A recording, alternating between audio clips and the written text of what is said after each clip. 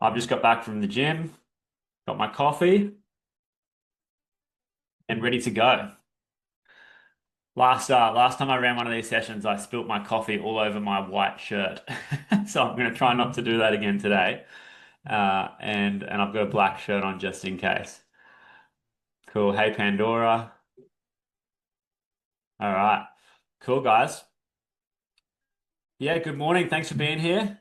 Over the next 90 minutes or so, 60 minutes to 90 minutes, I'm going to walk you guys through the entire Anxiety to Alignment program. It's a 6-week program. I've used it to help hundreds of people with their anxiety. Uh, I'm going to talk through some of the things that I believe about anxiety as well. We'll talk about some practical things, like some scientific things, what's going on in the mind and the body. But I'll also share some of my personal beliefs as well around anxiety, because I don't think that anxiety is just this isolated medical mental health problem. I don't think that that's the case at all. I think that anxiety is a very holistic issue, right? It points to, mental health issues, emotional health issues, and I honestly believe sometimes it can point to spiritual health issues as well. So that's why the program that I run is called Anxiety to Alignment. So we're not just overcoming anxiety, but we're actually wanting to build a life where we feel like we're living in alignment, where we feel like we're living our truth. Because I believe, when we're living in alignment with our truth and we're living in a way that actually gives us purpose and meaning and fulfillment, anxiety doesn't exist in that environment, right? And if it does, it's manageable, right? When you get to this point where you're living your purpose, when you're living with meaning or fulfillment, if you're at that point, you've already overcome your fears, right?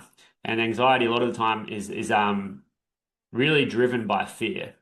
Anyway, we're going to talk about all of that today, so I'm excited to get stuck into it. Um, Let me know. Is everyone ready to go? Have you got a journal? I recommend having a journal handy, somewhere we can write. I don't actually have that on me right now. Yeah, so I usually carry a journal pretty close by. A journal and a pen. I would recommend that you have that. If you don't have a journal and a pen, paper and a pen will do fine. If you're like me and you drink coffee, then a coffee is going to be helpful. If you're too anxious to drink coffee, I totally get it. Maybe a tea or water will be fine. Um, I've gotten to a point with my own, anxiety, that I kind of like it a little bit. I kind of like a little bit of a buzz. Uh, and so I can handle it and I can manage it, so it's not a problem. But a lot of the people that I work with don't drink coffee. So it's not good or bad, I don't think. It's just a personal preference. Cool. Harry, good to go with your pen? Awesome, guys. Sweet. Now, one thing I want to do before we even get into this session today, I want to just really bring you here into the present moment. And so, how I want to do that is I want to ask you a question. I want to ask you a question, and that question is, what's your intention for being here today? What's your intention for being here today? So you showed up here for some reason, you've signed up for my webinar, you've entered your email address, you've checked the emails, and you've made a conscious choice to be here in this moment today. And I'm wondering why. What was your intention? So if you can just type, you can, if you feel like sharing, you can type it in the chat box. What's your intention for being here today? And if you want to share it in the chat box, you can. You don't have to if you don't want to, but sometimes it's just nice to build a sense of connection and togetherness. So it's not, we're not feeling so isolated and separate, because that's also a problem with anxiety, right? You often feel like you're isolated, you're separate, and you're by yourself, and that alone can create a bit of a fear response. When you don't feel like you belong. So anyway, you can share if you want. If you're too nervous to share, that's fine. Cheryl, you said you've got picture but no sound. Maybe turn it up on your end. Can everyone else hear me okay? Just put a yes into the chat box if you can hear me okay, or a 111 in the chat box if you can hear. Okay, cool. Yep. Awesome. Cool. All right. Yeah. Harry, you got the anxiety with the gut health. I've heard that a lot from different guys, and women as well. You can definitely get that mind gut connection happening. Yeah, good to know that you can hear me. Cheryl, you might just have to turn up your volume on your computer, or whatever you're listening to this on. All right, so yeah, have a think about your intention for the day. I'll talk about this a bit later, but when you're intentional and when you're conscious and using that intentional part of your brain, it's actually hijacking the default mode network, right? So the default mode network is your default setting. So I'll give you a quick example before we get into the presentation. You know, who here wakes up with anxiety? Put a 111 in the chat box. If like you've woken up some days and you just got anxiety, you're overthinking, you got negative thoughts straight away. It's like you wake up and all of a sudden you're just stressing out over all of this shit. Or maybe you receive like one message and that message like sends you into a spiral, or you open your phone and you check your Instagram or your emails and there's one bad email and it just sends you into a spiral, right? That's the default mode network. That's your default response, right? And so it happens, right? If it happens to everyone, as you can see, a few people saying yeah sometimes. Um, One of the ways that you can hack that is by being intentional. So what I like to do pretty much every morning is get my journal out and I just remind myself, okay, what am I doing today? Like, you know, what's my intention for today? What are some of the things that I'm working on today? And it doesn't need to be huge, but it can just be like one thing. Cool, I'm here to work on my anxiety, or I'm here to get some better understanding about that. And you might have like one or two other goals. I usually do that. I write down, okay, what are the kind of big picture goals I'm working on, or what are the things that I'm working towards consciously and intentionally. And you write that down, you spend some time actually like taking that thought from your mind and putting it onto paper. Um, it's a great way to activate your thinking, like your clear, logical thinking. And you get that down, and it just kind of redirects the brain. It redirects your focus. It redirects your attention.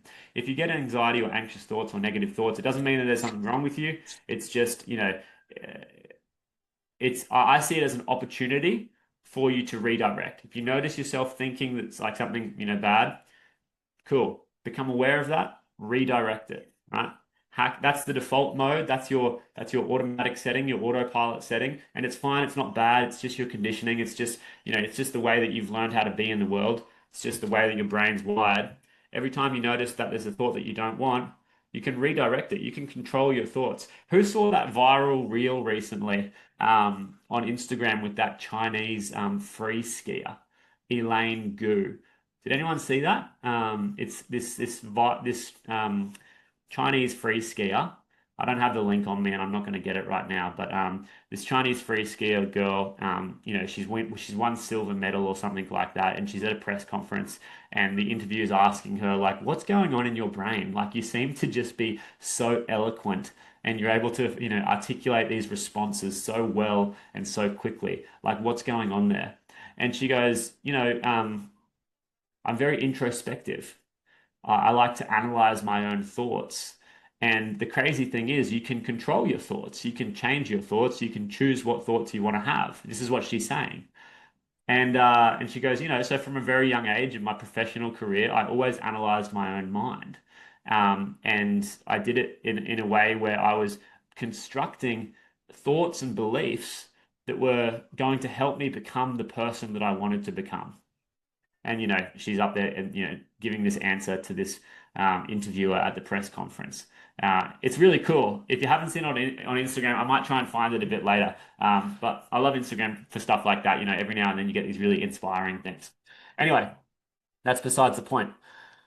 Well, it's not really, because the point is you can change your thoughts, and that's what we're going to talk about today. And that's why being intentional in the morning is important, because you're setting that foundation, and you're kind of getting in control. You're getting in the driver's seat and you're directing your thoughts. So anyway, let's get into the presentation today before I ramble too long. I've nearly been rambling for 10 minutes already, so let's get into it. Can everyone see this okay? Just give me another 111 in the chat box if you can see this okay. All right, I've got a few other people rolling into the workshop today. Good morning, whoever's just rolled in. There's a few names there now, so just good morning, everyone. Cool, everyone can see this. All right, let's go. Today we're going to talk about the Anxiety to Alignment program. I'm going to share with you the proven method to regulate your nervous system and reprogram your mind. And again, this is the method that I've used with over 300 people to help them overcome their anxiety and find more alignment in life. So If you've signed up to this workshop, chances are that you've been living with anxiety for longer than you'd like to admit. Maybe it shows up as racing thoughts in the morning. Maybe it's the tight chest, you're trying to relax, or that constant underlying feeling that something's wrong, even when everything's fine. Or maybe it's different physical symptoms. I've heard everything, right? You've got the gut health issues, that tight knot in your stomach. Some people get DPDR, where they feel disconnected from themselves and disconnected from reality. Some people get like a red flush in the face. Some people get dizziness and vertigo, right? It can show up physically in so many different ways. And I want you to know something important. It's that you're not broken and there's not anything fundamentally wrong with you. Because I know that sometimes we get into these mental stories like there's something wrong with me. Like I've got some kind of disorder or I've got some kind of genetic deficiency or it's hereditary, my parents gave it to me or whatever, right? I don't believe that. Maybe your environment contributed. So maybe when you were younger, your environment did contribute because maybe there was something that made you feel unsafe. But it's not like a genetic thing that you're just going to be stuck with for the rest of your life, right? Um, you know, what you're experiencing is the result of patterns, programs, and protective mechanisms that your mind and body have developed to keep you safe.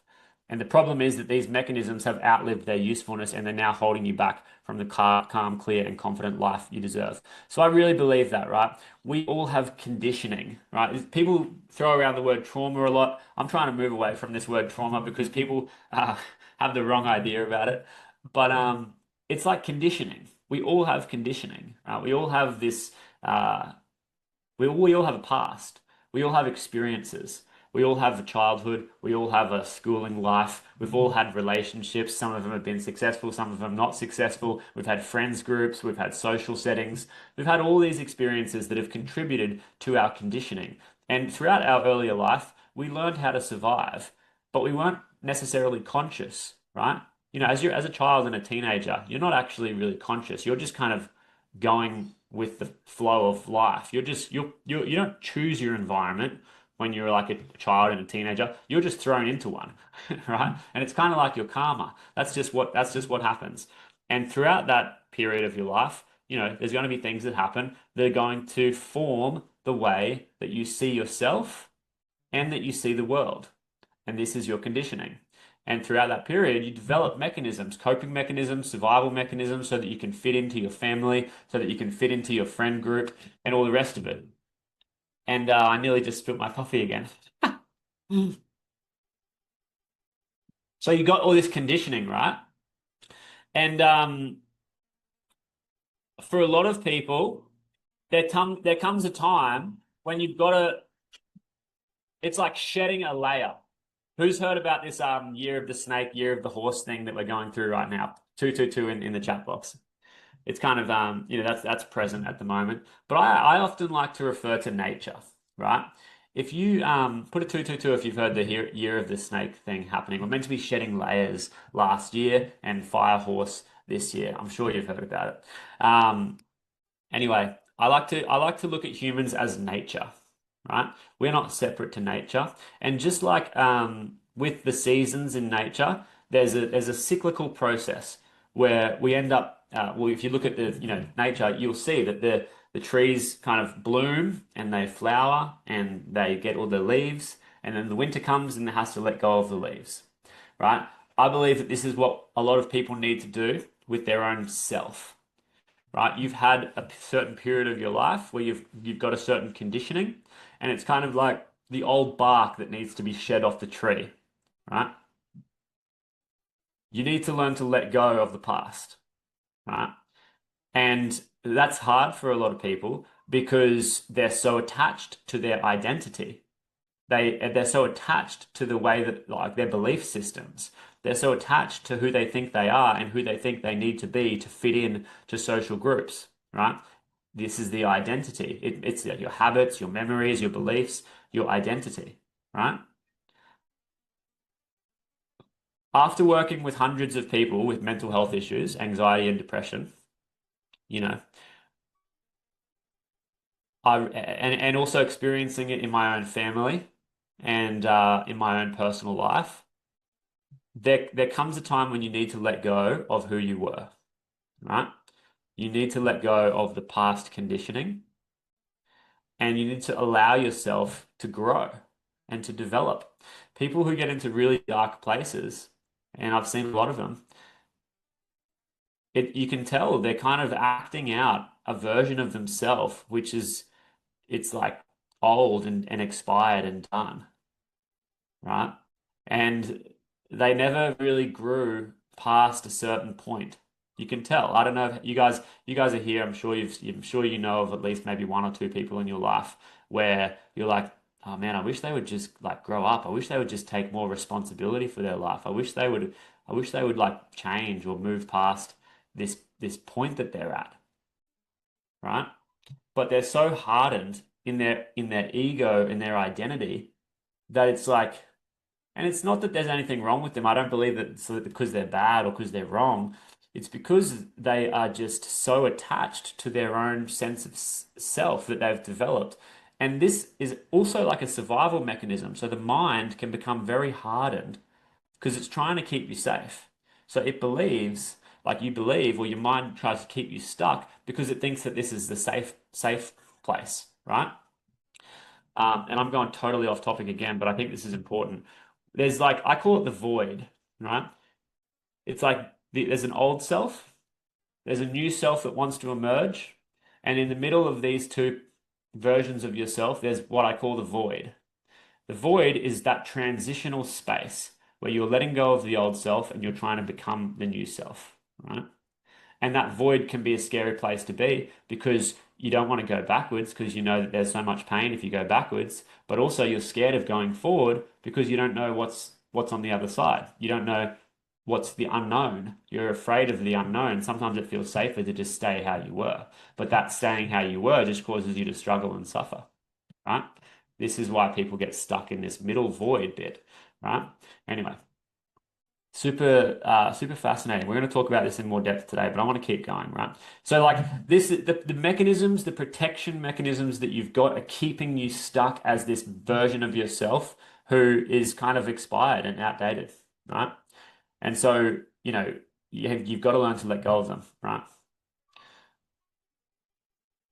So over the past several years, again, I've had the privilege of coaching hundreds of people through this exact journey from that chronic anxiety to more alignment in their life. It's not always easy, right? It's not always easy.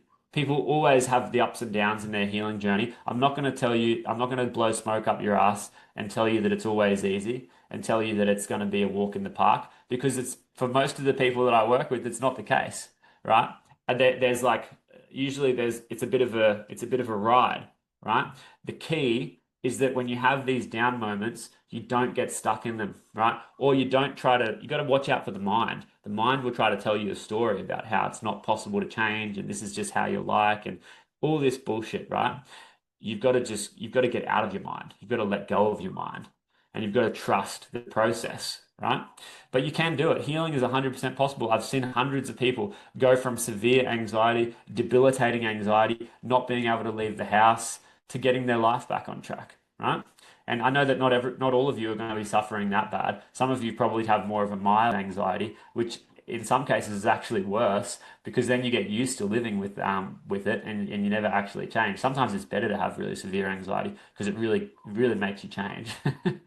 Um, so anyway, I can tell you with 100% certainty, healing is 100% possible. And I'll give you a little understanding as to the people who don't succeed. Again, they quit, their mind gets in control and they start running all these stories. They end up living as the old self and they never really break through that. But in this workshop and in this webinar, I'm going to pull back the curtain on the proven and tested approach that has actually transformed lives. Again, it's not a quick fix or a band-aid solution. It's a comprehensive system for rewiring your mind, regulating your nervous system, and creating sustainable change. You're going to leave with a roadmap to get your life back and become unshakable within the next 6 weeks, right?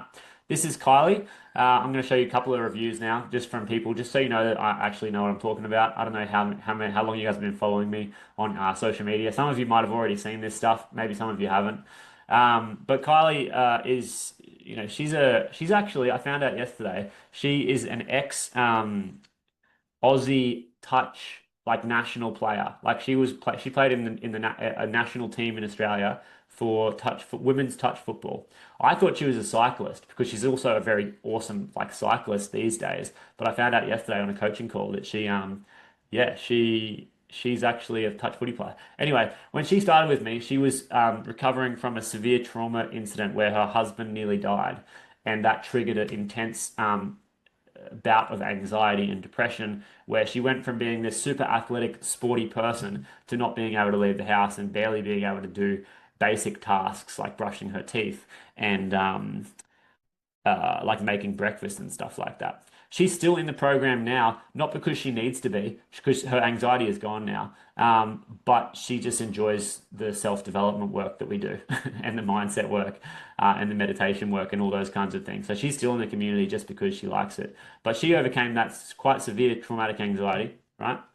She did it in about 3 to 4 months as well. So sometimes, sometimes people overcome it in 6 weeks. Sometimes people come in, they get the tools and they smash it. Sometimes it takes a little bit longer. I've seen it take up to 6 months, right? So again, try not to put a timeline on yourself. I was talking to one of my clients this morning, actually, and he's going, "Oh, he's been in the program for like 2 months now." And he goes, "Oh, I thought I'd be done. I thought I'd be healed by now." And I'm like, brother, like, don't put those expectations on yourself, right? Don't try to box yourself into a timeline. That's the most dangerous thing that you can do because then you're gonna feel like, oh, well, I haven't fixed it yet, so there must be something wrong with me. Everyone's different. Again, I've seen people overcome it within, short periods of time, but then sometimes it takes a bit longer, right? But the key is to commit and to be consistent. Anyway, so that's Kylie. And then I've also worked with, I'm still working with Chase. Chase has, I'm working with him now on some more high level belief system stuff and identity work. But he had anxiety. He's the business owner. He had anxiety for most of his life, like more of a social anxiety, just lacking confidence in social settings and relationships and stuff like that, around his own self-image, his health. So he's like focused on business a lot. But a lot of the other areas of his life has like gone to the wayside. And we worked on getting that under control, and now he's just. I'm still working with him because he's just taken steps to continue to better his life. We're working a lot on his health. He's got like health, personal trainers and stuff as well, but the mindset around the health, right?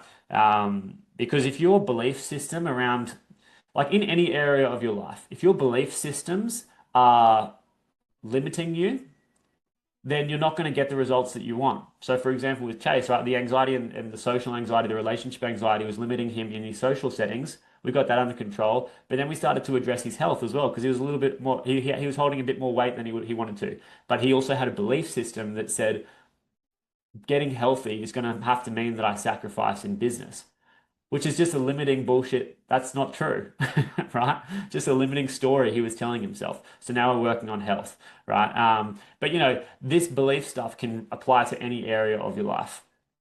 Anyway, the reason you're still anxious is not because you lack information, right? There's so much information online. You guys got ChatGPT now, you've got Instagram, you've got YouTube. There's so much information, right, online. I put out a lot of information for free as well. It's because you lack implementation.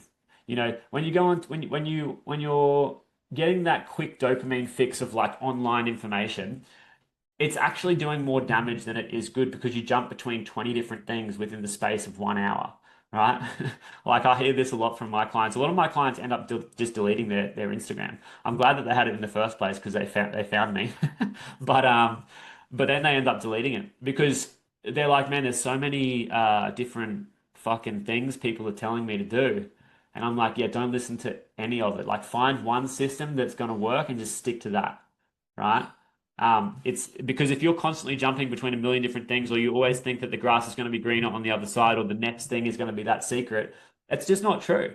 Overcoming anxiety is actually super simple. It's really very basic, right? But people like to overanalyze and overthink things, right? They like to get into all the technical mumbo jumbo, and we can talk about that for sure. But when you boil it all down, it just comes back to really your behaviors, your thoughts, and your lifestyle, honestly, right? Behaviors, lifestyle, thoughts, and your thoughts and beliefs are kind of similar. But people will say, "Oh no, you got to heal your trauma in your body," right? You can that yeah, habits, right? Behaviors. You can do that with habits and behaviors, right? And thoughts do have an impact, right? People say, "Oh, I don't know, you can't think your way through trauma." No, you can't, but you can think yourself into a good enough mindset to actually move through the trauma consistently instead of, recoiling every time you get triggered. So that's a mindset thing. That's an attitude thing. People get triggered and they start telling themselves a story in their mind. They start having thoughts about, "Oh, this means that I'm still broken," whatever. Right? It's not true. It's just an emotional trigger. And when you understand how that works, you can actually be present with it and you can be rational and logical about what's happening, why it's happening, and what you need to do to move forward.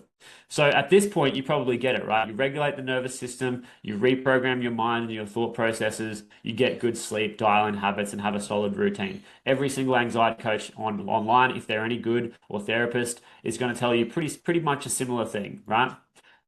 It's a mind-body connection. Regulating the nervous system is more to do with the body, but it's also to do with the brain because the brain and the body are connected. The nervous system is actually comprised of the brain and the body, right? Your nervous system is like your brain and your spine. Your central nervous system comes out from your brain and your spine. These are connected. So when you're regulating your nervous system, it's not just about the body, it's also about the brain, right? So this is why reprogramming the mind and the thought process is important, and then getting good sleep, dialing in your habits, having a solid routine, all of that's important as well.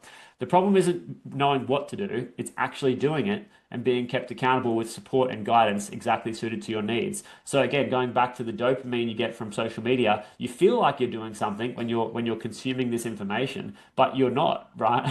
You're actually fucking your mind up because you're jumping between so many things and you're feeling like you're getting a win, but you're not actually getting a win. But so it's like this, it's a facade.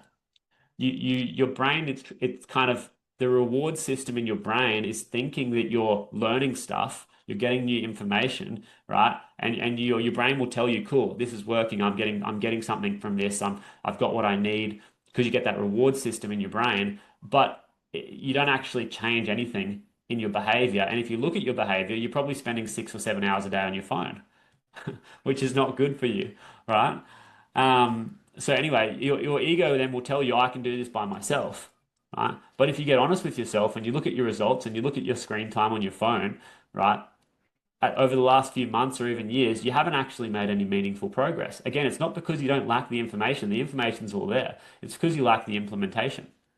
Right. So in this class, I'm going to show you exactly what you need to be doing to transform your anxiety into alignment once and for all. And it's not supplements, it's not medication, it's not therapy, it's not wearable technology or any other vagus nerve reset kind of things or humming or whatever it is that people tell you to do, right? Those things can help. Like I've got these supplements on my desk right now. I take you know, I take this stuff. It's those beef liver capsules because it helps with vitamin B for energy. Sometimes I wake up a little bit tired and a little bit fatigued, and if I let that go for too long, right? Because I'm running a business, I got kids, I got a family. We're up at night time. I'm not sleeping all the way through our night sometimes because the kids are waking up, and so these help me with just energy, right? Like just making sure that my vitamin and my nutrients are like where they need to be. So there can be some things that help in that regard. But again, when you're the problem isn't the actual thing that you're using, it's the reliance on an external validation. I'm going to get this wearable technology and that's going to fix me. I'm going to talk to this therapist and that's going to fix me. I'm going to take this medication and that's going to fix me. It's not about, um, you know, when you have this attitude of getting external validation, nothing's going to work. Even meditation and breath work will not work if you come into them with this attitude that this is going to fix me. So I want to just take a pause here and let this actually really land for you guys.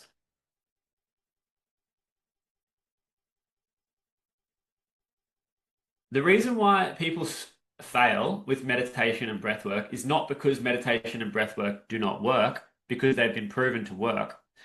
The problem is the attitude that you bring into it. Let me explain. A lot of people tell me that they've tried these things, tried breathwork, tried meditation. It didn't work for me, right? It's not because it doesn't work. It's because you are needing it to work for you. You are needing this thing to fix you. So your attitude or your belief system towards whatever it is, whether it's meditation, breath work, medication, therapy, whatever else you're trying to do, even supplements, right? Even the nutritionist that you're going to see, whatever. If your attitude is like, I'm going to this person because they're going to fix me, you're operating with a fundamental belief that you need fixing. And if you're operating with a fundamental belief that you need to be fixed by something, you're always going to be in protection mode. Because if you're broken, there's a threat there. If you need to be fixed, there's a threat there. So you want to develop a belief that not that you need to be fixed or not that you're broken, but that you are perfectly fine just the way that you are. And so meditation and breath work are not about escaping the anxiety. So the belief that anxiety means that there's something wrong with you is not true. Anxiety is just a normal human experience. And now, if you're having a heightened anxiety, it's not because you're broken or you need to be fixed. It's because you need to go into yourself and learn how to process that. You need to learn how to feel your way through the fear. You need to learn how to move through this experience that you're having. It's just a normal human experience, right?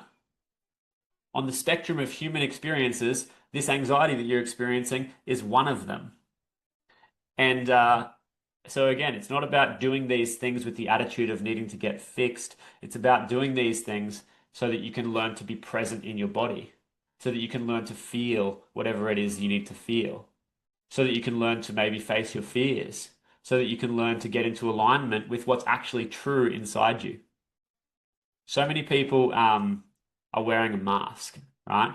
They're presenting some version of themselves that they think they should present because that's what society expects, that's what your relationships expect from you, and they're hiding what's going on inside.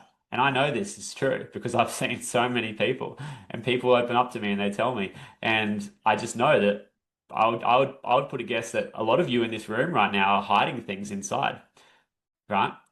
You're suppressing certain parts of yourself because you're scared. You're scared of being seen for who you really are, right? Maybe that's not true for everyone, but I would put money on it that a lot of people in here have got that issue, right? And that's not good because you suppress things, you suppress yourself, and I often say it's like a stick of dynamite.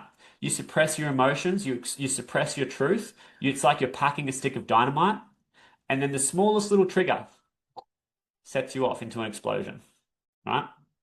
So we want to learn to actually again let go of this need for control and protection, and we want to learn how to get in touch with ourselves, be present with our body, to move through our experiences, right, with a sense of ease and with a sense of like trust that it's okay that I'm feeling this thing, right?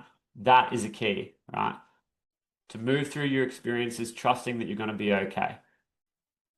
It might not get easier tomorrow. It might not even get easier in a week, but I guarantee you, um, if you can develop this sense of trust, you can develop this quality of faith, and you can start to face your challenges with that quality of trust and faith, you're going to get through it, right? Cool. All right. So that's that. Anxiety is an internal problem and it needs an internal solution for sustainable change. Now, if you do want help with this, we're about to get into the anxiety to alignment 6-week process in about 1 minute. But what I'm going to do quickly is I'm going to give you an invitation. Next week, I'm going to be starting a 6-week anxiety to alignment intensive. So I'm going to unpack everything for you today, and I'm going to show you everything that you need to know. And if it resonates with you, and if you're like, this would probably be helpful for me, and you want to go a step further, then you can join the 6-week intensive that I'm running next week. No hard sell, no pressure. But if you feel like over the next 6 weeks, this would be helpful for you and you want to get stuck in, you want to join Mind Launch, we have a community with, I think there's about 30 of us in there at the moment. Really supportive community. You're going to get access to the whole Anxiety to Alignment course. You're going to get access to me as a coach to guide you through it, help you implement these things, answer any questions that you might have. I've just put the link in the chat box there. So if you want to suss that out, that's there. You can have a look at it. Everything that you need to know is in there. And if you have any questions about it afterwards, you can just ask me. So that's there. That's the invitation, and I don't want to spend too much time on this. I just wanted to share that with you. It's going to be starting next Wednesday. So enrollment for that will close on Tuesday, next Tuesday, I think it's the 4th of March at 5 p.m. And we're going to kick off on Wednesday uh, at 7 a.m. on our weekly class that we run in the community every week. So anyway, that's there for you. Now, let's get into it. Cool. Now we're going to move into the actual Anxiety to Alignment 6-week program like I have suggested, right? So if you want to take a quick pause and just kind of reset yourself, because we're about to dive into like a solid chunk of this workshop. We're half an hour in now, which is good. This will probably take another half an hour to maybe 45 minutes. So if you need to reset yourself now, have some water, have some of your coffee, just take a deep breath. We're going to get stuck in. It's important. I think it's important to be aware of this stuff, right? I don't know about you guys. I work at my office a lot, and I try to listen to my body. So if I notice that I'm getting like too pressure or too much stress in my body, too contracted in my body, I always will just like I'm standing up right now, I'm not sitting down, but I'll always just like take a step back, I'll have a shake, maybe I'll go and, go to the toilet or I'll go get myself some water, I might go for a walk along the beach or something like that. If I start to feel stressed and contracted or like I need to have, a bit of a release, then I'll just give myself permission to do that. A lot of us, and I've done this in the past, we just keep pushing through when our body is trying to tell us, hey, you need a little release right now. Try type of 333 if you felt that before, like you're working, and you can actually feel your body like start to tense. It's like your shoulders start to come up closer to your ears. You might notice that you're, clenching your jaw or whatever else. Um, if you notice that you do that, just relax yourself. Who's jumping into my thing? Yeah, cool. You guys understand what I'm saying.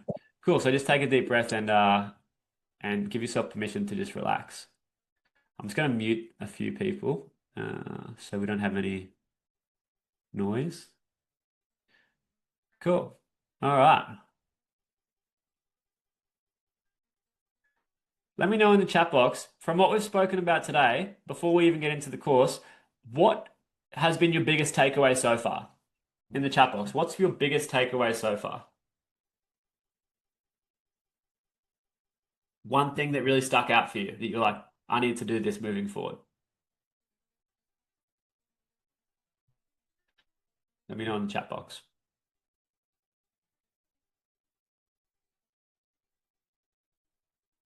Take actions. Yeah, implementation rather than consuming endless info. Yeah. Taking breaks when feeling stressed. Yeah, that's a big one actually. Yeah, I've been that kind of guy traditionally. We all brush our teeth, right? Does anyone else? I'm a lot better at this now, but I used to do this when I used to brush my teeth. When I was like really anxious and when I was really stressed out, I used to brush my teeth like this. Like I would be like really tensing my face, right? And one day I just realized I'm like, why am I doing that? Like, why can't I just brush like a little bit more gently, right? Anyone else resonate with that? I don't know if that's just me being weird, but I've seen a few people on Instagram say the same thing. It's like everything is like an emergency, even brushing your teeth. It's like you're like really like tensing up your face. Um, Signs of like an anxious ADHD person. All right, let's keep going. So, yeah, I want to break it down for you, right? How I see this experience of anxiety. Your mind directly impacts your body, right? Your thoughts send electrochemical signals to the body through the nervous system and create different chemicals and different hormonal reactions. For example, anxious thoughts or negative thoughts or thoughts that maybe like thoughts of lack, thoughts of scarcity, right? Thoughts like survival thoughts, they create fear and stress and cortisol and adrenaline in the body, right? Whereas when you think happy thoughts, loving thoughts, and positive thoughts, it creates a whole different experience in your body.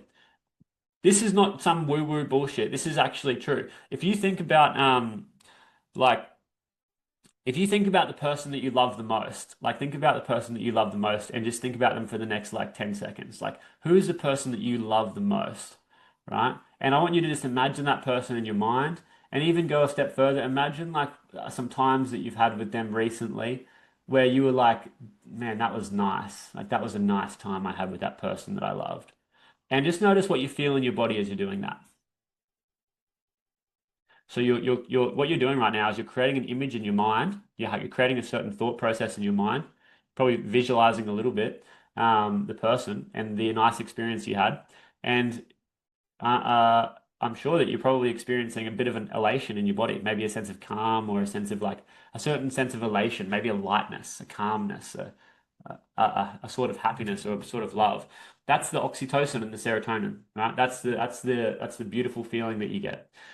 Now, I'm not going to ask you to imagine something, unsafe because you probably do enough of that already, right? But you get the point what I'm saying here. So, one thought can send your body into fight or flight mode, while the other thought allows your body to feel rest and safe and restful. And more than that, when you get to a place of no thought, which I'm going to talk about today, this is actually a great place to be. When you get to a place of no thought or present moment awareness, your body automatically relaxes. I'll show you now. Take another step back from however you are right now and just drop your shoulders, relax your face, take a deep breath.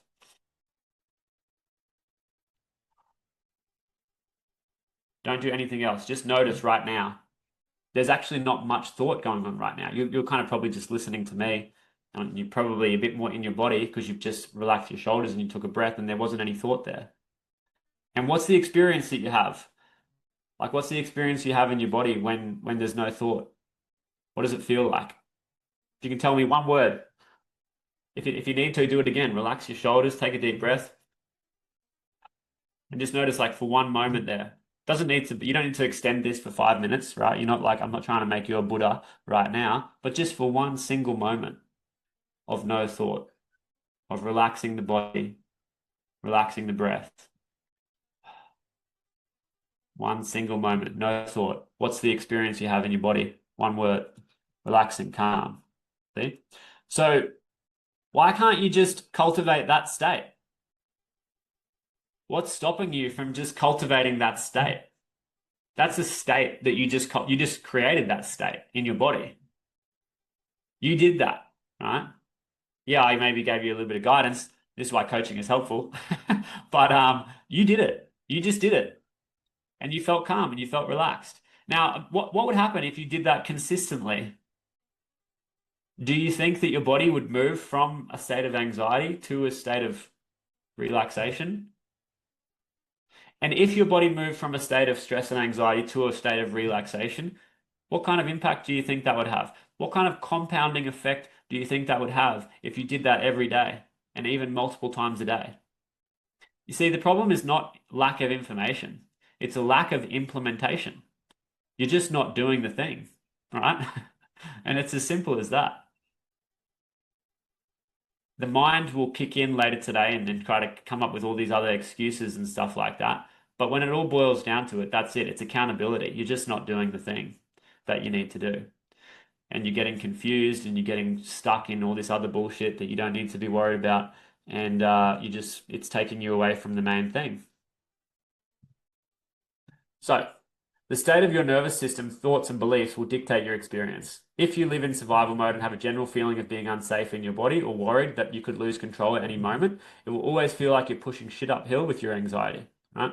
You won't be able to think properly, you'll always feel foggy, and you won't be able to see past the current day. You'll be in survival mode, right? When you finally manage to break out of survival mode, you'll start to live in alignment with your true self. You'll start to feel safe and comfortable in your own skin, and you'll start to feel more peace, presence, and purpose in your life. Now, I'm not stupid. I am going to address the reality that maybe your conditioning has got you to this point. Maybe there has been trauma that's made you live in survival mode, right? Yes, that's definitely the case for a lot of people. But still, it doesn't take away from the fact that if you were to move in a new direction consistently and allow that new direction to compound, you would be able to get out of that, right? So I'm not going to deny your current experience, but what I will say is that continuing to ruminate over the past, or even the current present reality that you don't want, is not going to help. It is helpful to understand why you are the way that you are, but if you want to change, you've got to move forward. You've got to create a new vision for the future. You've got to create a new direction. You can't just stay if you stay in the trauma and the rumination, it's just going to stick around. You're not going to get out of it because you're going to be constantly thinking about it. You've got to create a new direction, a new vision, and you've got to move forward. This is why I think a lot of therapy doesn't work. I don't have anything against therapy. I think for a lot of people it's great. It's a foot in the door. They can talk about things, but you can get stuck in like a therapy loop, right? Where you just never make any changes. You go there for years and you just keep talking about your problems and you never make any changes, right? That's why I'm not really big on that. That's why I'm bigger on proactive change, like doing things differently, behavioral change. That's important, right? Not just medicating yourself and numbing everything out. Because again, that's not going to work either because you're not dealing with what's underneath. Anyway, so anxiety to alignment. Here is the first week, right? So there's a 6 week process. The first week is just the foundations. Now, in the foundations, what we're doing, and I'll get into all that mumbo jumbo in a second, but what we're doing in the foundations, the first thing that I do with everyone is I help them create a daily routine that is specific to their goals and their challenges. So the first thing that we do is we identify what are your goals, what do you want to achieve? And what are your challenges? So for a lot of people, those goals, they're not like big fancy goals. It's just like I want to be calm, I want to be present, I want to be more confident in myself, I want to be able to communicate better, I want to be able to manage my emotional reactions, I want to just overcome anxiety. Those are usually the goals, right?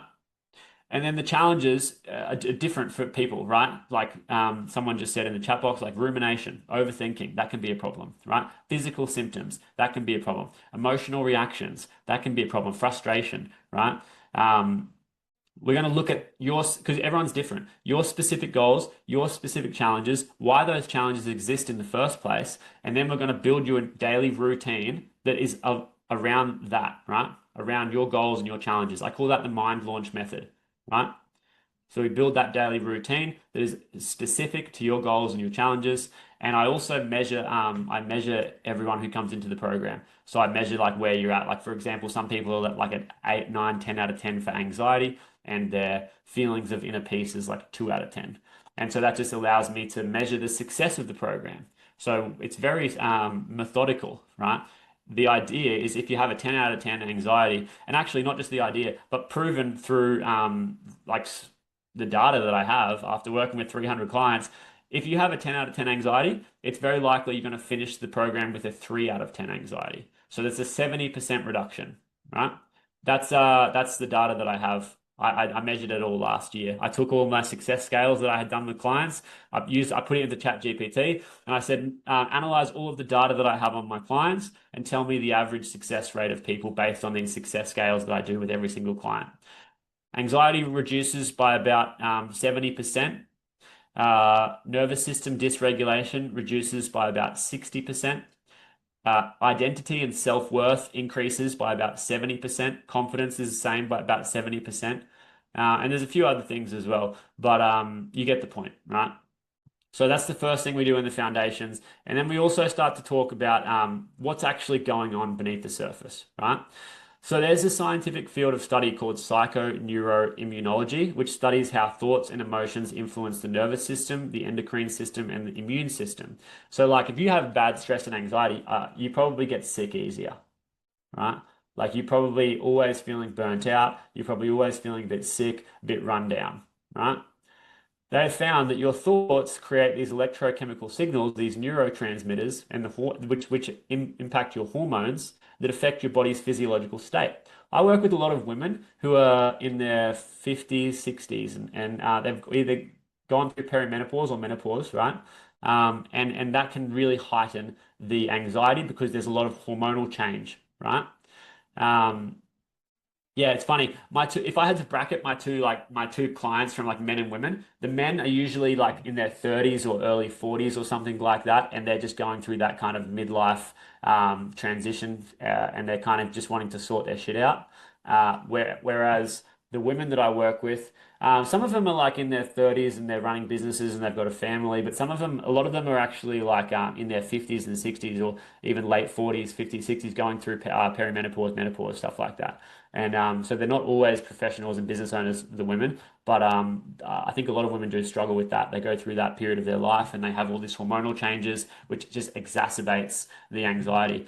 And their nervous system just gets kind of sent out of control. But yeah, your central nervous system is composed of your brain and your spine. So your brain literally sends these signals into your body down through the spinal cord and the central nervous system, right? So your nervous system, I find this fascinating. I'm not sure if everyone knows this, but I find it fascinating. It's literally your brain and your body. Your nervous system is not just in your body; it's your brain and your body. So anyway, I think that's an interesting thing because a lot of people think, oh, my anxiety is just a mental health problem. No, it's not, right? Um, it's a body problem as well. So anyway, you have your thoughts. These are, and you have this cognitive process. So it's basically like your senses, right? When you were a baby, you didn't have thoughts because you didn't have that cognition yet. Like I've got a 8-month-old baby, right? And he's not talking yet. He's not saying anything. He doesn't, I don't think he understands words. I think he maybe is just starting to understand his name, right? But in the early stage of your life, you just have your senses, your sensory perception. You have seeing, feeling, touching, hearing, smelling, right?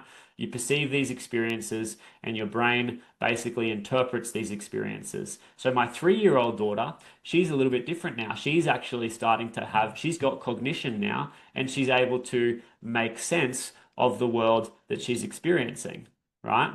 And so now she's forming a worldview and she's also forming a self-image. This is why in childhood it's so important that a child feels safe and secure, right? That they feel loved, that they feel a sense of belonging and they feel safe and secure because those early years, they really form your mental process, your cognitive process, right? But basically, the way that you interpret the world around you is through your senses. So you have this seeing, feeling, touching, hearing, smelling, and that's kind of how you take the outer world in. And then what happens inside is you start to have an internal process. So you start to make meaning. Humans are meaning-making machines, right? We start to create stories, beliefs, and thoughts about what's going on. And then depending on the stories and the thoughts and the beliefs that we create about things, we're going to release these different chemicals and hormones. Again, positive, good thoughts, more serotonin, dopamine, calm, happy, relaxed. Negative, bad thoughts, cortisol, adrenaline, stress, anxiety, all that kind of stuff. Now, if you have had in your earlier life neglect, feeling unsafe, all those kinds of things, your worldview and your self-image is going to probably be full of these kind of negative beliefs, right? About how you're not good enough, about how you don't fit in, about how you're not accepted, about how no one loves you or whatever. Um, you know, that's unfortunately the truth for a lot of people. It's the conditioning. But again, it's not a life sentence. It's just, it's like I see us as a computer that can kind of be like reprogrammed. Our brain is actually a very intelligent biocomputer, and you can reprogram it, you can rewire it, right? But it doesn't happen just through wishing and hoping. It happens through like consistently recoding it, rewiring it, reprogramming it. And that's the only way to do that is through behaviors and habits consistently. That's really the only way to do it, right? People go into like hypnotherapy and shit like that. But again, a lot of people are like you go to hypnotherapy because hypnotherapist, fix me. Like, no, that's not the way, right? I've got clients who have spent lots of money with hypnotherapists and they say that they do feel something temporarily, but it wanes. It goes away. It just dissolves because you're not being consistent.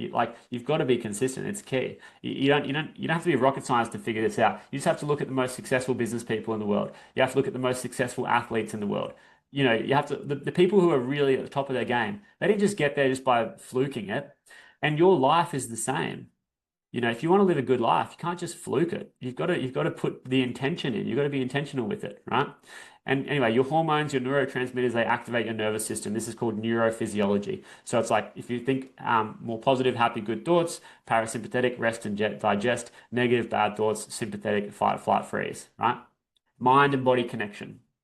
Now, let me just give you a little break and a little example of this because a lot of people that I work with, like one bad thing will happen and they go back to an old way of thinking, right? So it's like they're moving along, they're having some wins, like they're seeing some proof and some evidence. Oh, you know what? I'm feeling pretty good today. I'm feeling pretty good. One bad thing happens, and it sends them back into the negative belief systems and the negative thoughts. So what I'm suggesting here is we need to change our relationship to the bad things that happen. And instead of like that's like a trigger. Let's say you get triggered or you have a physical symptom or whatever, you wake up a little bit more anxious one day. Instead of telling yourself that this means that you haven't made any changes and you're going backwards, it doesn't mean that, right? That's not what it means. It just means you're having a bad day. It means you're still in the process of recovering. I still have bad days. I still get, I'm still managing my well-being. I don't think that's ever going to end. I'm never going to just be done with like managing my well-being. I want to live a healthy life. I want to live a happy life. And if I just kind of stop trying to live a happy and healthy life, I'm sure that my life will just go to shit. You've got to be consistent. Like I went to the gym this morning before this, right? Woke up at 5:30. Thank God my kids are still asleep. We got a good night's sleep last night. Went to the gym, right?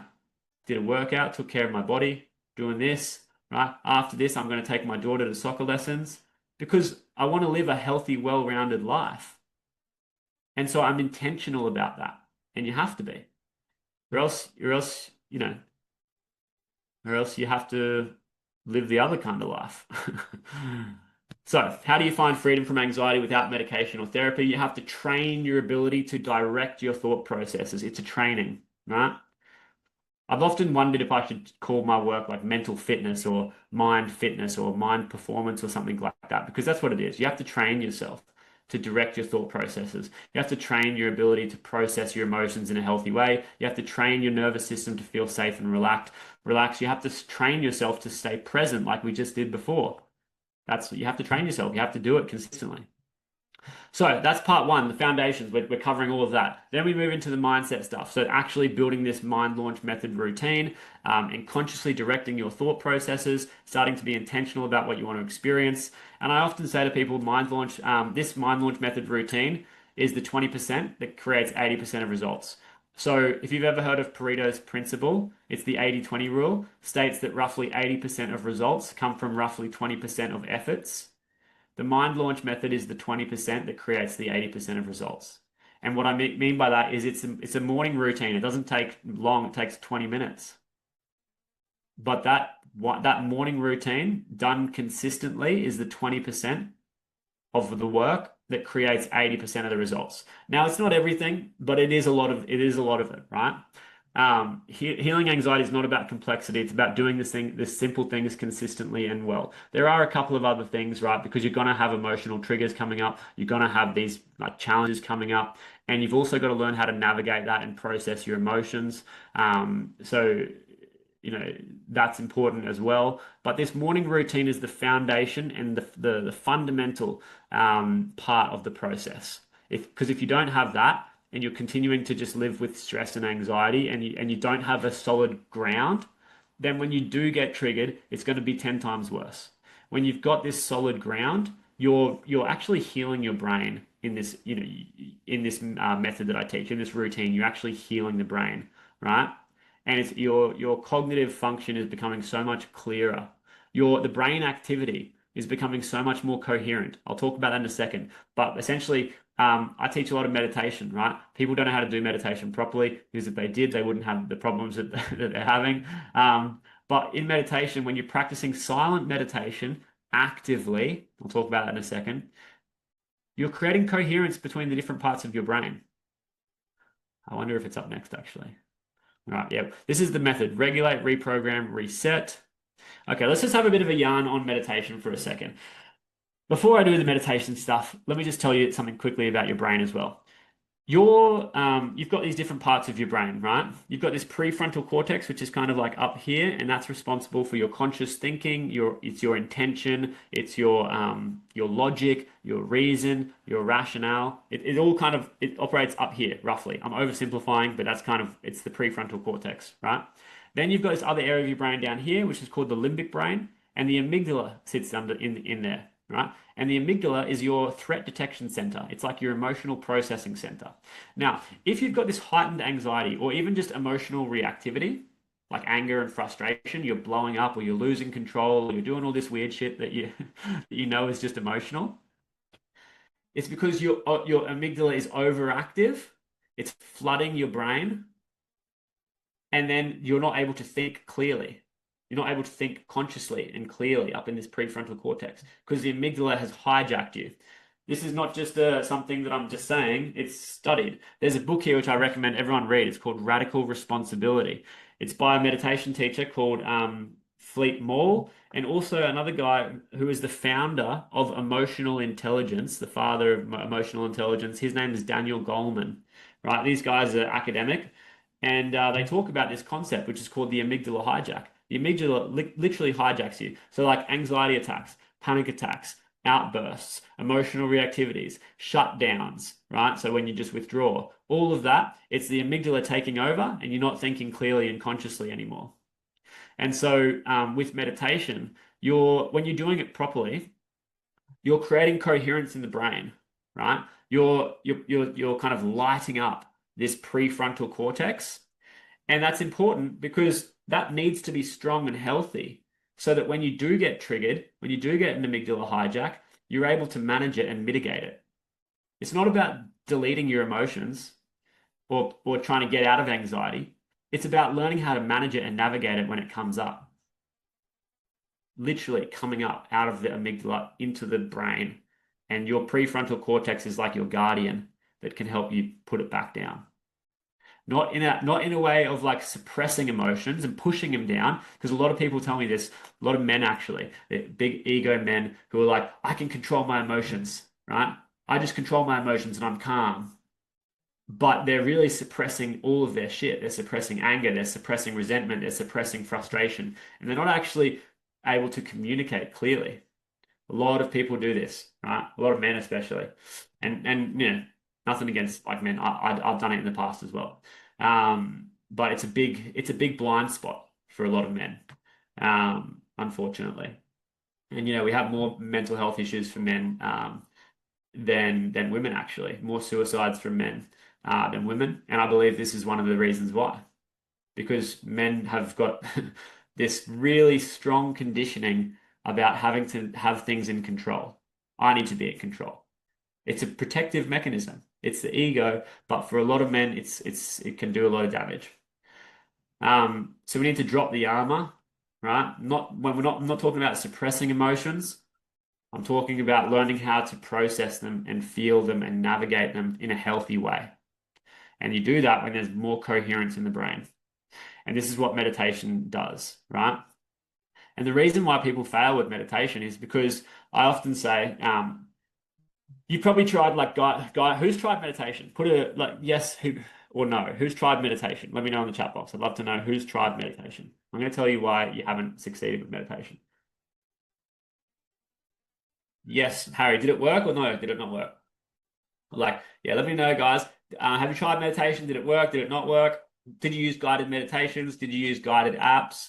A lot of the problem for people is like they get on these apps, the Calm, Headspace, whatever it is, or they just get onto YouTube and they just listen to some YouTube guided meditations, right?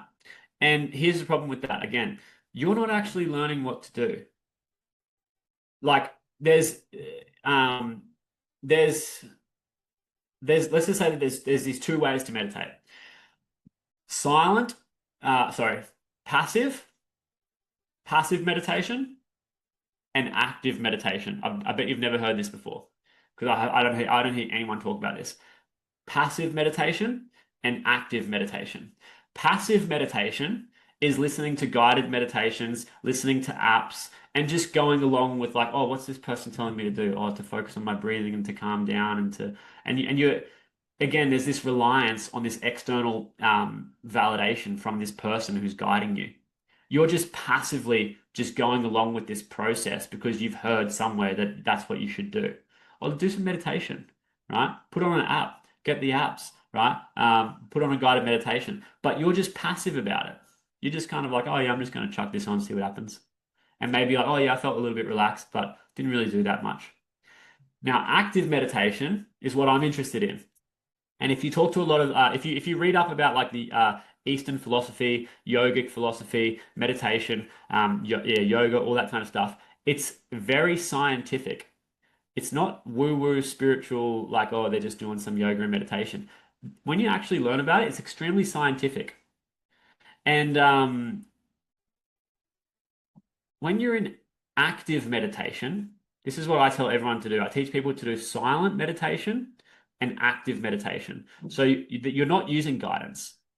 You're not using any guided meditation apps. You're not using any anyone else's voice, which is just a distraction from what's actually going on inside.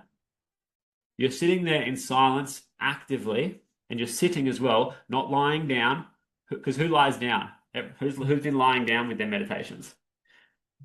When you lie down, you are you basically might as well just be having a rest, right? And also your body is when you're lying down, your body produces melatonin, which is what is helping you go to sleep. So again, passive. You're doing it passively. Active meditation is I'm sitting up, I'm in a seated position. If you have a bad lower back or whatever, maybe you get a cushion or something. You're sitting there, not lying down, and you're closing your eyes and you're just in silence. You've got no distractions. There's no one guiding you.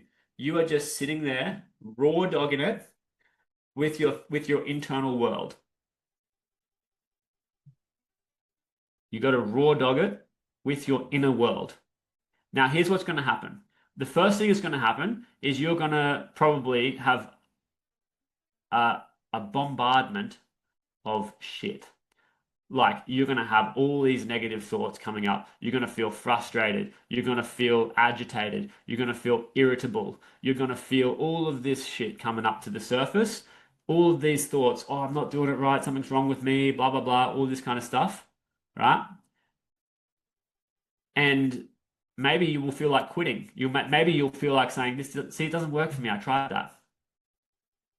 That's the problem. You haven't learned how to sit with yourself yet. If you can't even sit down quietly for 10 minutes with yourself, no wonder you're having such a problem with anxiety, right?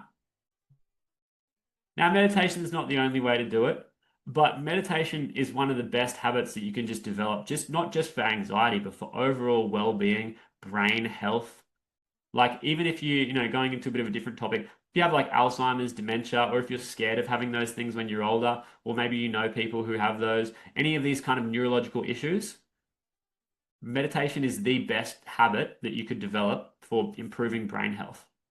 But it has to be, like I just said, it has to be in silence and actively because you need to learn how to manage your internal thought process and emotions.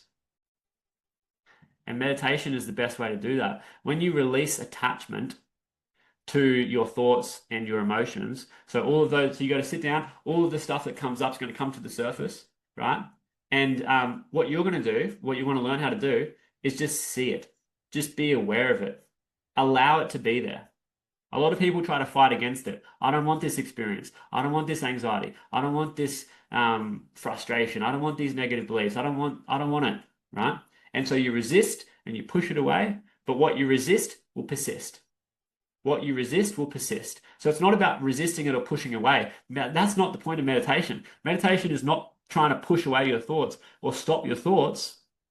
It's about just learning to be aware of them, observe them, to be the witness of them, to be the witness of yourself.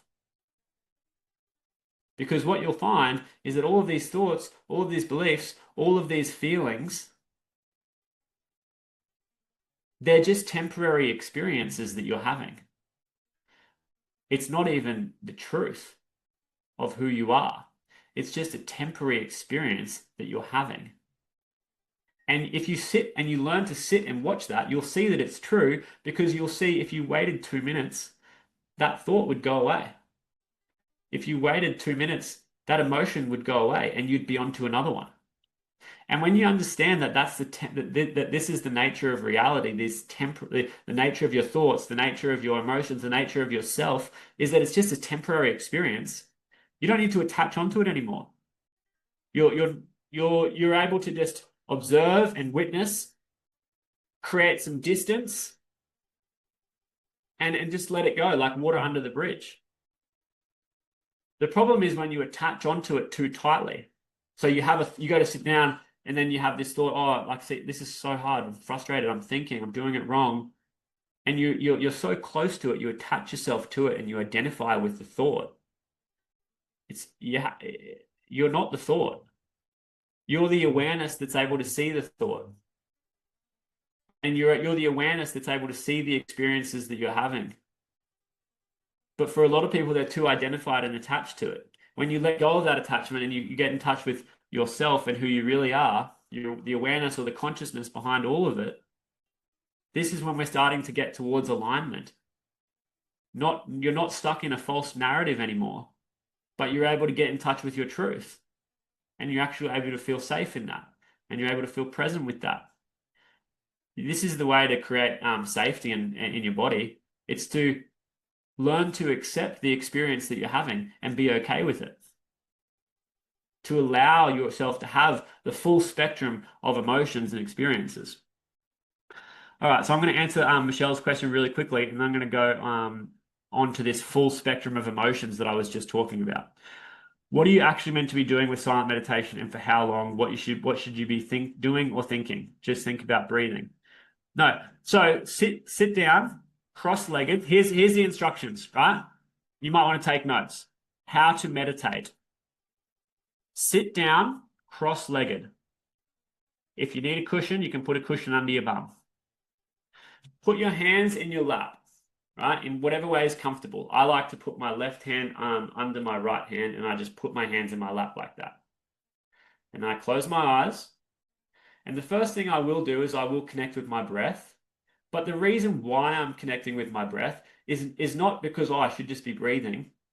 The reason why I'm connecting with my breath is when I take an inhale through my nose and down into my diaphragm in my belly, I'm creating a connection to my body. And so I'm getting out of my head and down into my body. That's why we're breathing. We're not breathing to just think about breathing. The breathing is to get into the body and you want to actually, it's not thinking about breathing, it's feeling the breath. Can you feel the breath going into your diaphragm and into your belly? Now, you won't probably understand that if you haven't done it before. It's a practice you need to be consistent with, but that's how you start, right? Sit down, cross-legged, take a breath, a very gentle breath. You're not trying to achieve some outcome. You're not trying to do anything. You're just trying to take a deep breath to connect with your body and become present in the moment. If you take a deep breath right now, notice it going into your belly, and then relax, exhale. Notice how your body softens. That one breath there is an experience of presence through your body. And that presence through your body feels calming, feels relaxing, and creates a sense of safety in the present, in the here and now, in the present moment. So you do that. And then what's going to happen next, once you've taken a breath, maybe a couple of breaths, again, not with an outcome or an expectation of like what the breath is supposed to do to you, but just as an opportunity to connect with yourself, right? The next thing that's going to happen, you're going to take a couple of breaths, and then what you're going to realize is that thoughts are going to start to pop into your mind. You're going to start to have all of these thoughts. You're going to start thinking, right? The goal, what do you do in this scenario when you start thinking, is you don't necessarily do anything apart from watch those thoughts. You see those thoughts. You observe those thoughts. You don't try to stop them. You don't try to change them. You don't try to fight against them. You don't add a secondary layer of thought which says, I shouldn't be thinking. You just see the thought and you just allow it to be there. Okay. Oh, I'm allowing this thought to be there. And if you want, you can imagine it's like a cloud. And a cloud in the sky kind of comes in and then it just kind of goes out. Your thought, if you start to look at your thoughts like that, you'll see they do the same thing. They come in and they go out. And then so you're sitting there, you've taken a couple of breaths, you've connected to your body, right? You've started to notice there's thoughts. You don't do anything to the thoughts, you just see them and you let them go. That's the hard part. You need to get that right. Don't attach to them. Don't hold on to them. One of the best ways you'll find that there's almost this tension between the mind and the body. So you take a breath, you get into the body, and then you have a thought, and you'll notice you come back up into the mind. So your attention is moving from different places through your body. Your attention moves down to the body when you take a breath, but then you start thinking, your attention comes back up into the mind. It's not wrong, it's not bad, but what you can do to help if you're struggling to let go of the thought is you can take a breath and come back down into the body. And you'll probably then go back up into your thoughts again. And so that's not wrong. That's not a problem. And getting stuck in your thoughts for 5 minutes or 6 minutes or 7 minutes is not wrong. Every time you notice you get stuck in your thoughts, oh, I'm in my thoughts again. Oh, can I come back to my body? And every time you do this, thoughts, body, mind, body, brain, body, right? You're creating more coherence. You're creating more flow. You're not just stuck up here in your head. Every time you come down to connect with your body, you create this flow between your mind and your body. You create a stronger connection between your mind and your body. And what that is doing to your brain is incredible. And it's not just creating a flow between your mind and your body, it's coming back to presence. So you get lost in your thoughts, you come back to presence. You get lost in your thoughts, you come back to presence. That's the reps. I was talking before about training yourself, training your mind, training your cognition, training your brain. Get lost in thoughts, come back to presence. Get lost in thoughts, come back to presence. That is the training. Those are the reps. And you can, the best way that I know how to do that is through meditation, but you can actually do that process, what I just told you, without meditation. You can just be walking around and doing whatever you're doing through your day, and you notice that you're thinking about some random shit that you don't need to be thinking about. And you go, oh, I'm thinking about some random shit again. Come back to presence. Maybe you take a breath. I'm in my body again. And then you start losing your shit again. You start thinking about something else. Come back to presence. Come back to the body. Presence, presence, presence, right? Train that muscle. It's like that's like the brain training. So that's how to meditate 101, right? There's more to it. I could talk to you for ages about meditation, but we're like starting to run over time now. Let's talk a little bit about this. This is actually the scale of consciousness. Guy called David Hawkins made this scale of consciousness. He's got 2 books, Letting Go and Power versus Force. He's actually got more than that, but these are the ones that I have. In this, he talks about this scale of consciousness, right? When you've got this emotional spectrum, and the emotional spectrum is essentially a way to measure the level of consciousness that you're at.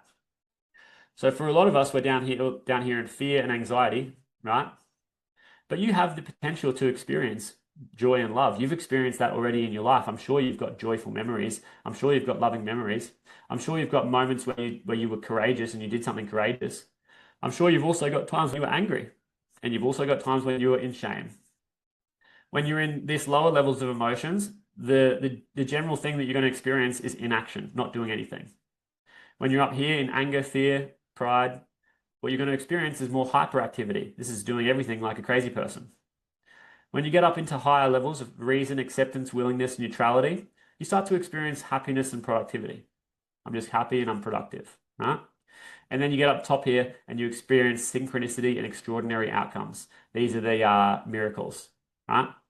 Now, percentage of the population. And when I say miracles, I've never experienced anything like super miraculous, but I've had enough synchronicities in my life to be like, there's something going on here. There's something cool here. And synchronicities, you can call them coincidences if you want. Whatever you call them, whatever you believe about them, it's a very cool experience. Anyway, not many people live up here. Very low percentage of the population, only 5%. Not many people live up here either. Very low percent, 10% of the population. Most people live down here, 85% of the population. Right? Now, The reason I'm showing you this is not to box you into a certain section. It's just to let you know that your potential is exponential. You have the capacity to experience the full spectrum of emotions. You have the capacity to experience the full spectrum of consciousness. And if you want to experience higher consciousness, it's not just about going up. You've got to learn to go through like the hard stuff as well. So this is why I say we're not trying to avoid anxiety. We're not trying to avoid our shame or suppress it. If you suppress your shame, you suppress your fear. I was talking before about how people suppress things, right? You suppress your emotions or your truth, like your emotional truth of what's going on for you. If you suppress it, it's going to stay stuck like the dynamite stick. So what we have to do is we have to learn to accept and process, right? And that's actually the way to get up into higher levels of consciousness. It's not by avoiding the lower levels, it's by learning how to be with that. The more that you can be with the lower levels, the greater your capacity to experience the higher levels. Okay? I think there's another saying like that, right? But it's like everyone who's in the light has gone through the dark, something like along those lines. Um, it's true. So this is why anxiety, if you can actually think, oh, anxiety, this is a gift. This is a blessing for me. This is helping me to expand my capacity. That's a different story for anxiety. That's a different mental kind of process for anxiety. This is a blessing. This is helping me to expand my capacity. So you're not resisting it. You're accepting it, you're allowing it, and it's a contribution to your growth. If you can have that mental story and that belief attached to your experience, sky's the limit. All right, I'm going to quickly keep going because we're getting over time. Here's the model that we use for reprogramming your mind. So you probably heard before your thoughts, affect your emotions, and then your emotions affect your actions. Thoughts, emotions, actions. Those you might have heard that before. You have your thoughts. Your thoughts impact your emotions, and your emotions impact the actions that you take. And then the actions that you take will lead to a certain, confidence, a positive confidence or a negative confidence. If you take really shitty actions all the time and you keep doing all these shitty things, you're going to have a negative confidence. You're not going to be confident in yourself. You're going to be probably lacking. If you take actions that are really positive and really empowering, you're going to have more of a positive confidence. The actions are important, but the thoughts and the emotions behind them are even more important, right? Um, so, but what's even more important than all of that is your awareness. Because if you don't have awareness, it's very hard to change your thoughts. If you don't have awareness, it's very hard to change your emotional state. People who start working with me, I tell them that you can change your emotional state. And they often say, how do I change my emotional state?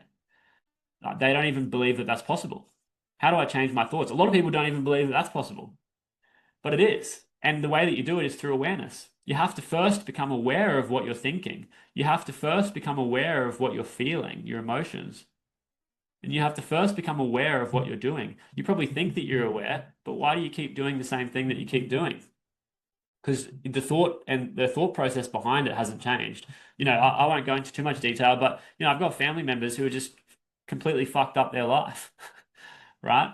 Um, because they've been doing the same actions over and over again, and those actions are not leading to any positive outcomes. Why aren't they changing their actions? They're probably aware that their actions are not good, but why aren't they changing them?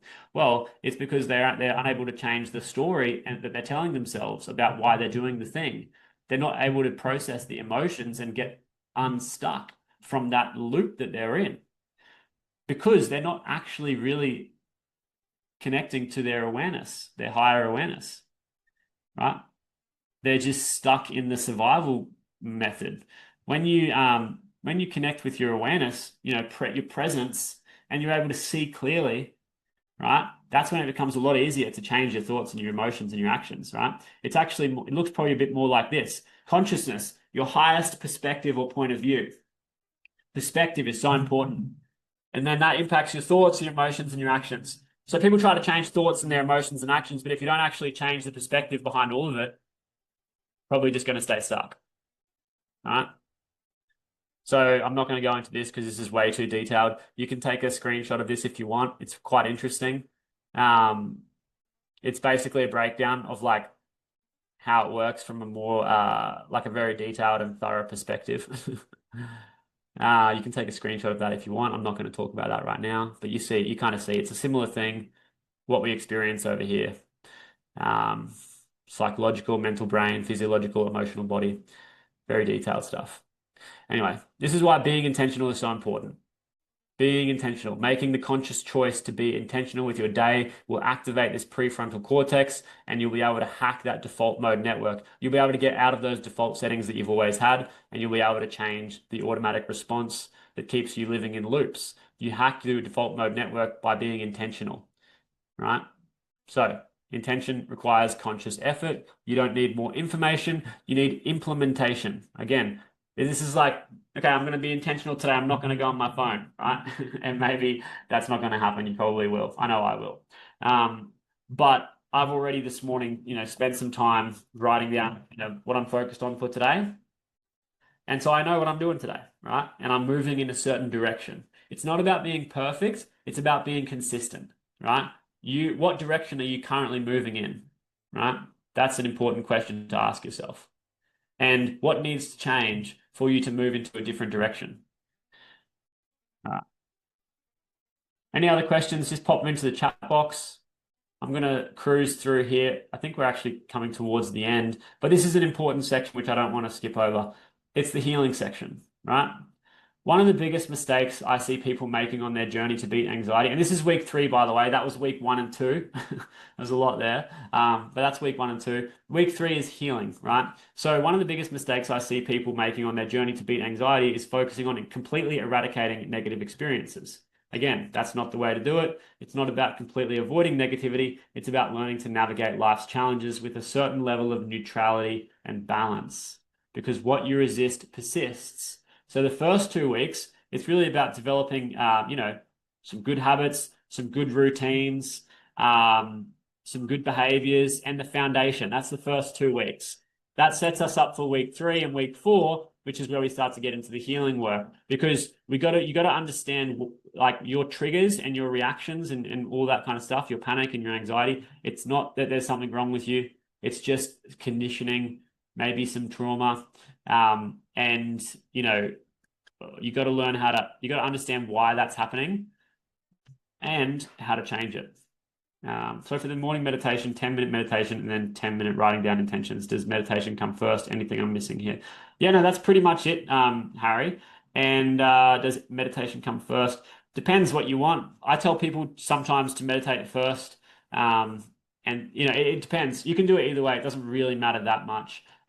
Some people like to meditate first and clear their mind and then do the journaling. Some people like to journal first so that they can, set that mind where it needs to be before going into the meditation, because then in the meditation, you might be more prone to thinking positive thoughts. Because I know, again, everyone's like, oh, meditation, you shouldn't be thinking.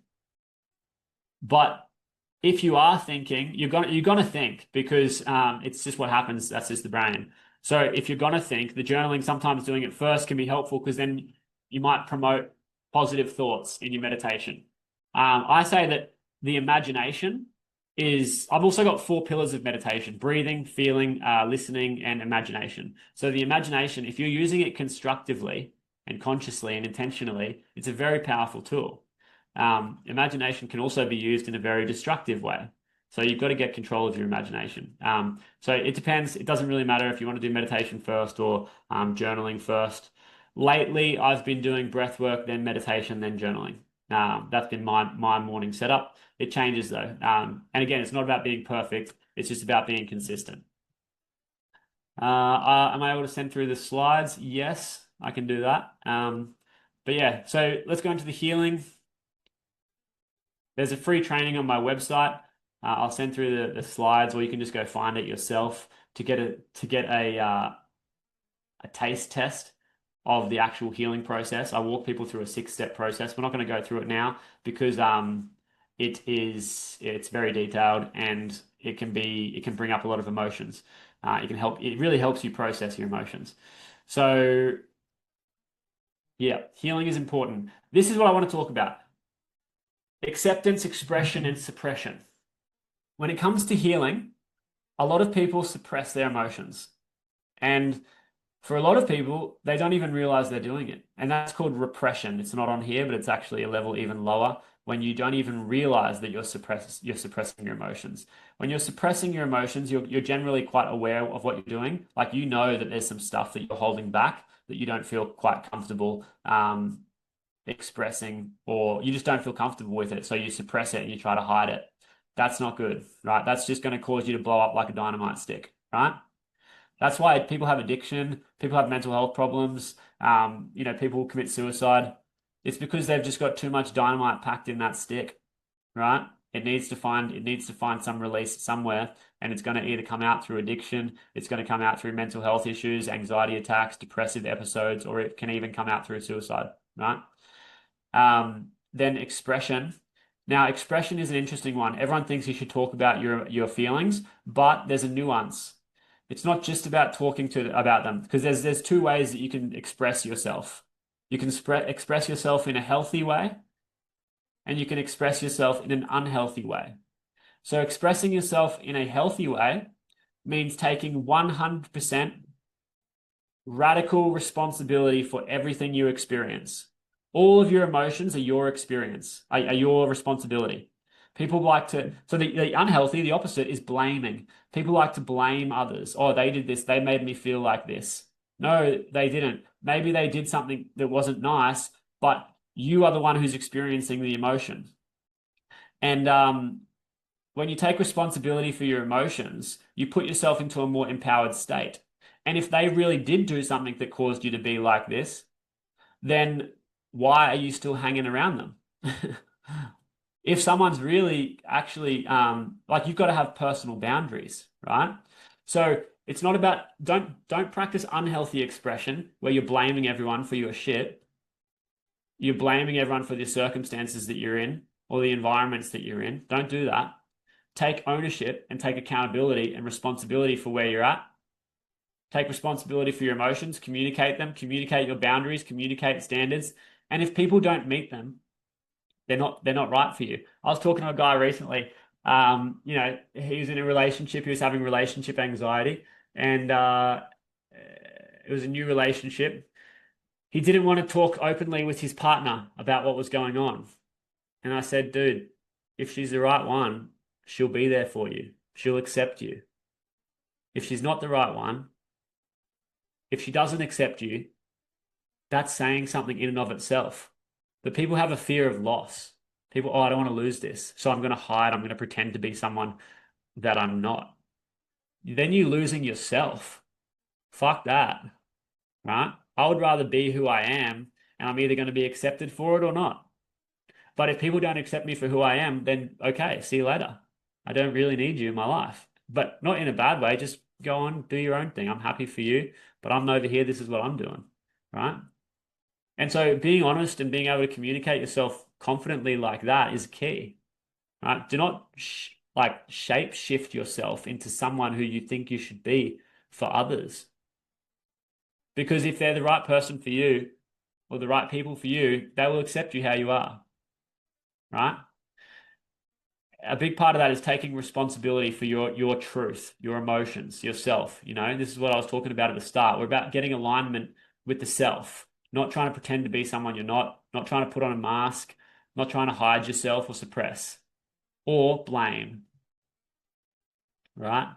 Repression, how do you recognize that while it's not obvious? Go onto my website and check out the free training. If you go to the bottom of my website, it's not at the top, but if you scroll all the way to the bottom, there's a list of links. One of them says free training. In that, it's going to help you to identify your repressed emotions. You start at the surface level. What's the problem that you're having right now? Like, what's the thing that you're struggling with that seems to be just a recurring loop that you can't break out of? That's the surface level. And then in that training, I take you a few levels deeper to understand where that's actually coming from emotionally. Cool. So yeah, go check that out. And ultimately, what we want to get to, like, we want to be able to just accept ourselves, right? Once we accept ourselves, once we accept our emotions, even the anxiety, right? Even the shame, even the whatever else it is, the fear, Once you learn to accept and process those emotions, that's the top tier. That's where you want to be. So you don't want to suppress. You don't want to express in unhealthy ways where you're blaming others and not taking accountability. You want to express in a healthy way where you take ownership for yourself and you learn to accept yourself.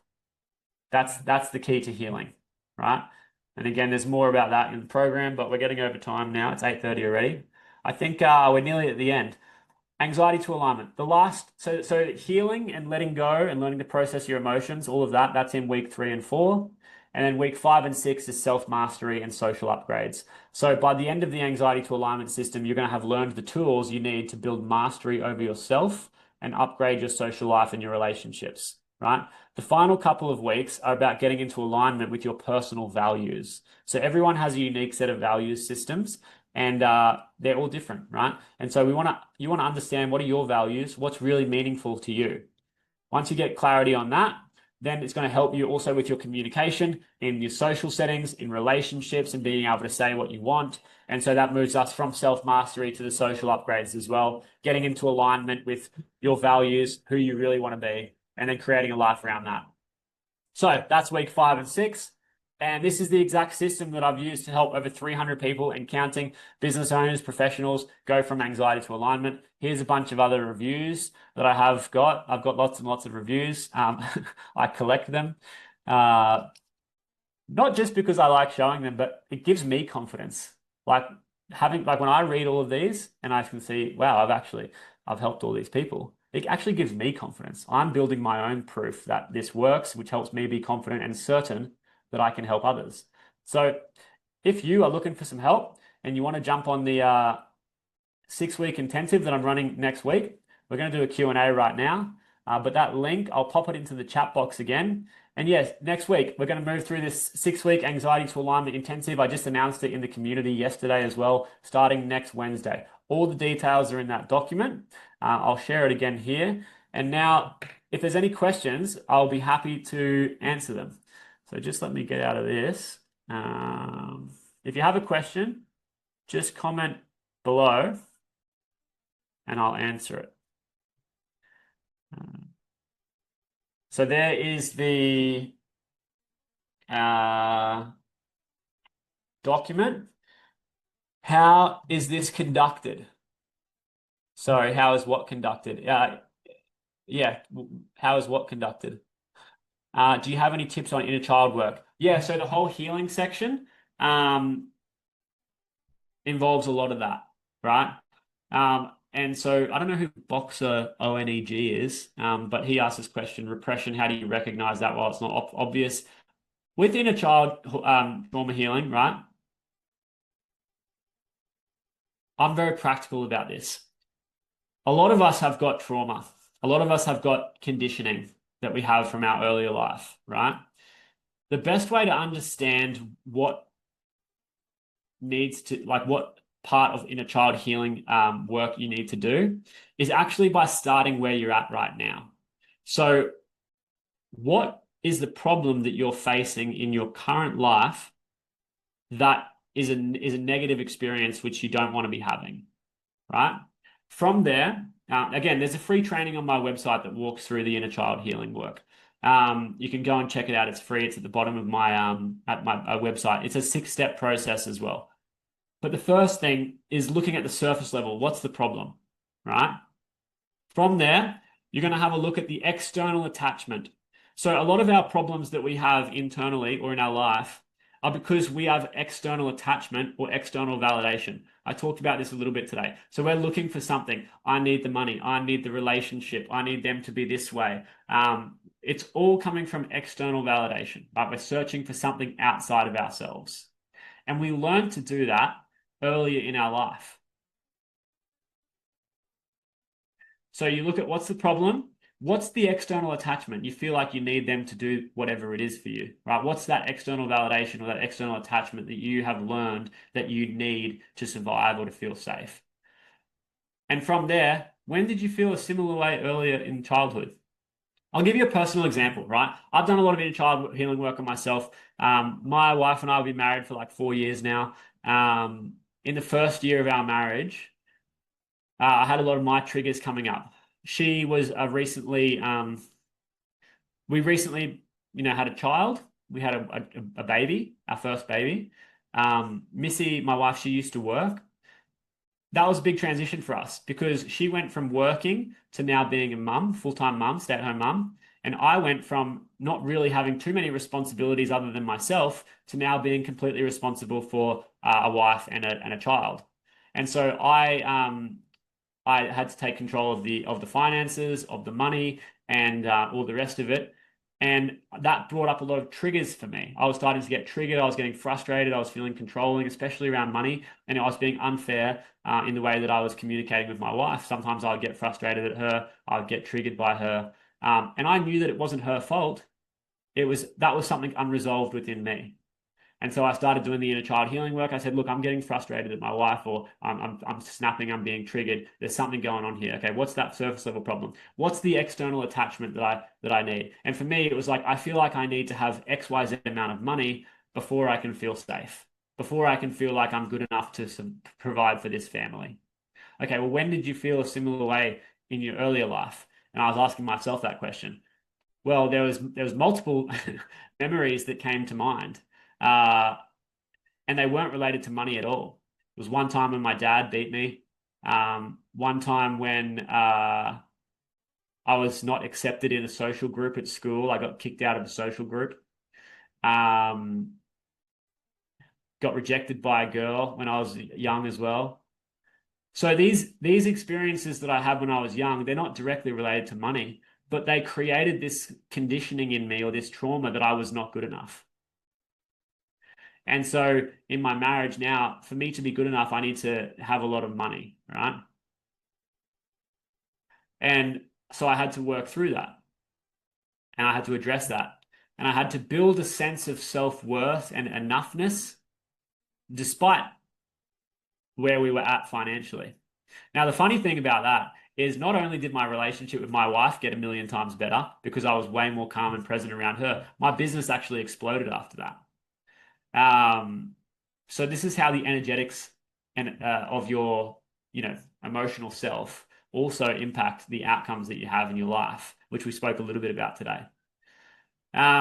So yeah, inner child healing work, we do a lot of it in the program. Again, it's very sensitive work. There's a free training on my website where you can take yourself through the process.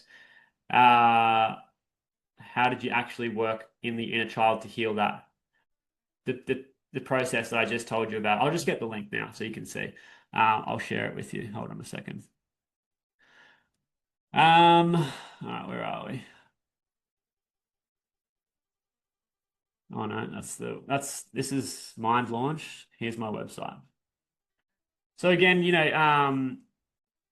we do a lot of this in the program. If you want to join the program and get some professional guidance around this, I can help you with that. But if you want to check out the free training on my website, it's just here. Come down here. This powerful healing system will give you a breakthrough within the next 15 minutes. I think it's about a 20-minute video.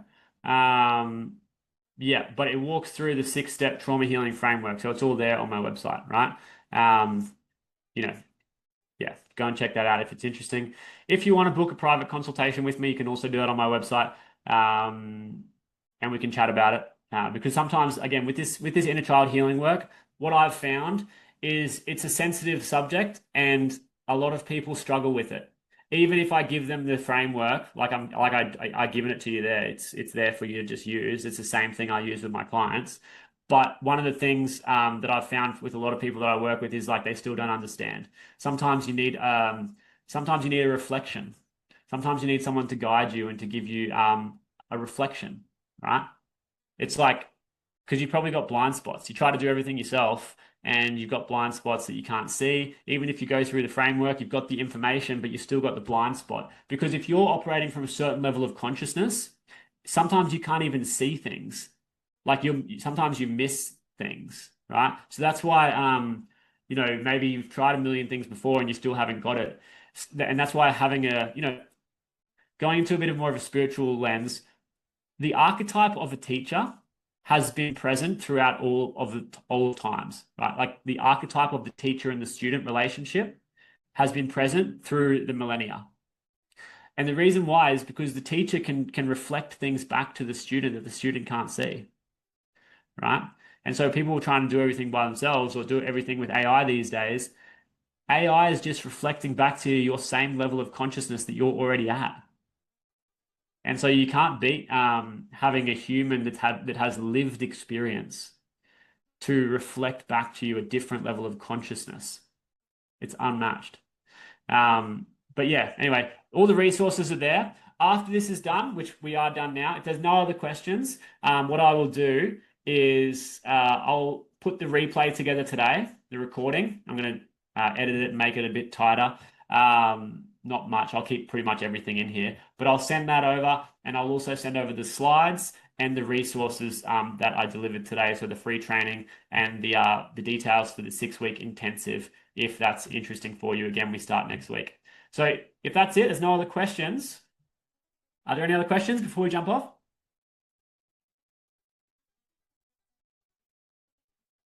Surprised my ice long black is still semi-cold after that. All right, happy days. Good stuff, guys. Go forth and conquer.